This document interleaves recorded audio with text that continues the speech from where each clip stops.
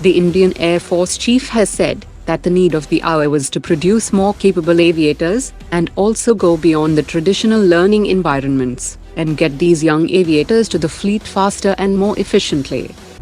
The armies of India and Malaysia have successfully concluded their joint guerrilla warfare military exercise Harimau Shakti 2023 in the northeast, which saw the utilization of modern drones.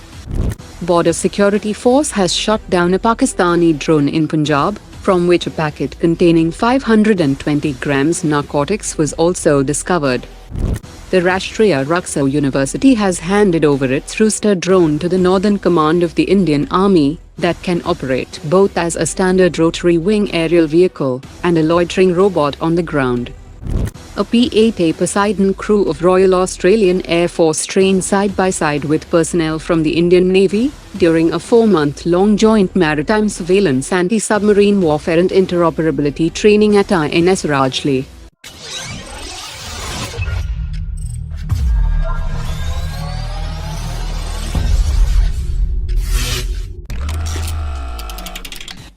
During the 21st meeting of the India-Russia Working Group on Military Technical Cooperation, Russia has proposed a new working process to India that involves transfer of technology and systems to India that will enable India to domestically manufacture its own weapons. And this new approach will serve the interests of both nations and could potentially reshape the India-Russia military technical cooperation.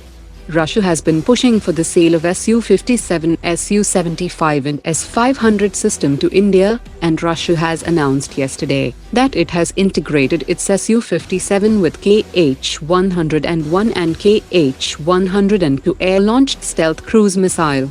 The Kh-101 has a range of 4,500 kilometers and carries a 450 kilograms conventional warhead and can even fly as low as 30 meters to defeat air defense systems. The Kh-102 is similar to Kh-101, but it carries a thermonuclear warhead.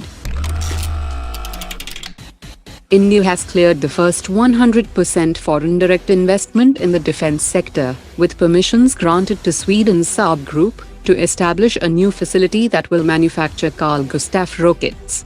A new company, Saab FFV India, has been registered, and it will manufacture the latest generation of the Carl-Gustaf M4 system from next year in Haryana, which also will be Saab's first Carl-Gustaf M4 production line outside Sweden.